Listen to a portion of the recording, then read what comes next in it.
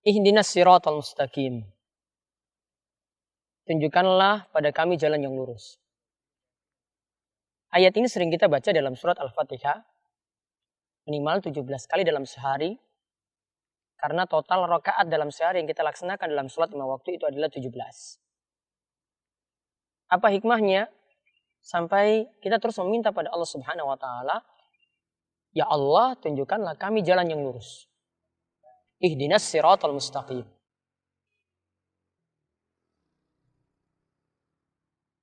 Para ulama mengatakan, permintaan kita berulang kali untuk mendapatkan jalan yang lurus, karena permintaan hidayah itu ada dua macam. Yaitu kita minta hidayah yang sifatnya global, dan kita minta hidayah yang sifatnya terperinci. Yang global artinya kita mohon pada Allah dituntun bisa melewati jalan siratal mustaqim, jalan menuju jannah, jalan menuju surga. Sedangkan ada permintaan lagi secara terperinci. Karena untuk iman kita harus tahu terperinci pula. Untuk amalan juga kita bukan hanya tahu secara global perintah sholat, perintah puasa, perintah zakat. Namun kita juga mesti tahu rinciannya. Ini yang dijelaskan oleh Syekh Shalih Al-Munajjid. Ya, ketika beliau menjelaskan apa yang dimaksud dengan pengulangan sampai 17 kali dalam sehari seperti tadi.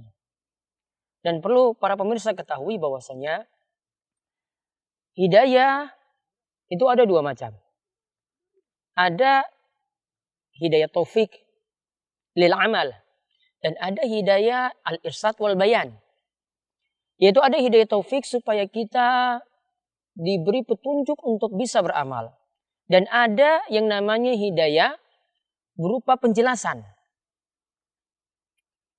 Kalau yang dimaksud dengan hidayah taufik artinya kita meminta pada Allah supaya bukan hanya kita dapat penjelasan saja.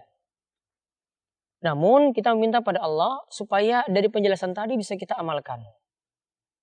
Dan untuk hidayah pertama ini, para ulama katakan bahwasanya ini adalah wewenang Allah. Allah yang beri. Maka ketika Nabi SAW ingin mendakwai pamannya Abu Thalib untuk mengajaknya masuk Islam. Ia katakan pada pamannya ketika itu, ya ammi, qul la ilaha illallah. Wahai pamanku, katakanlah la ilallah kalimatan uhajju laka biha indallah. Katakanlah la ilallah, di mana kalimat ini dapat aku gunakan sebagai hujjah. Dapat aku gunakan sebagai hujjah di hadapan Allah Subhanahu wa Ta'ala. Maka ketika itu turunlah firman Allah Subhanahu wa Ta'ala, innaka la tahdi man ahbabt.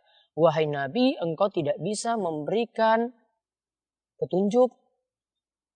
Yaitu yang dimaksudkan adalah hidayah taufik kepada orang yang engkau cintai. Engkau cuma bisa mendakwahi. Yaitu hidayah yang kedua. Yaitu hidayah irsyad wal bayan. Di mana hidayah irsyad wal bayan kita cuma memberikan penjelasan, memberikan ilmu, mendakwahi, mengajak orang. Namun untuk hidayah taufik yang pertama tadi itu hanya wewenang Allah Subhanahu wa Ta'ala.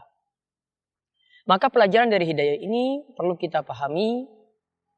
Tugas kita sebagai seorang dai, tugas kita sebagai seorang pendakwah cuma bisa mengajak, memberitahu, mengajarkan. Adapun bagaimanakah mereka bisa beramal, adapun bagaimana dia bisa sholat, adapun bagaimana dia bisa puasa, adapun bagaimana dia bisa meninggalkan kesyirikan.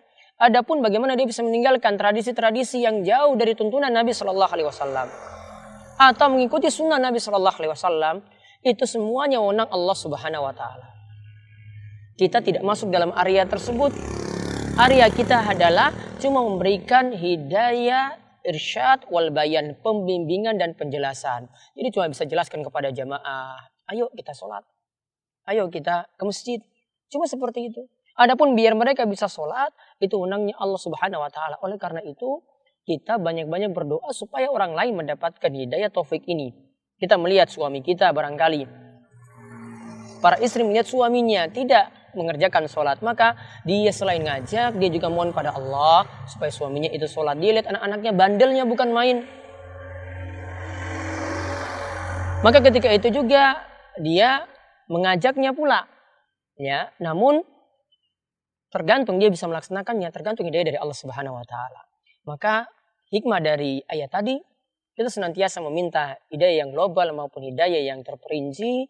Namun ingat, kalau kita mengajak orang lain, tugas kita cuma berikan penjelasan, sedangkan hidayah dari Allah Subhanahu wa taala. Mudah-mudahan Allah senantiasa memberikan kita taufik dan hidayah untuk menempuh jalan Shiratal Mustaqim, jalan yang lurus.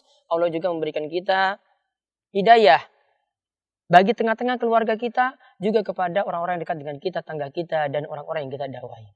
Demikian, moga manfaat.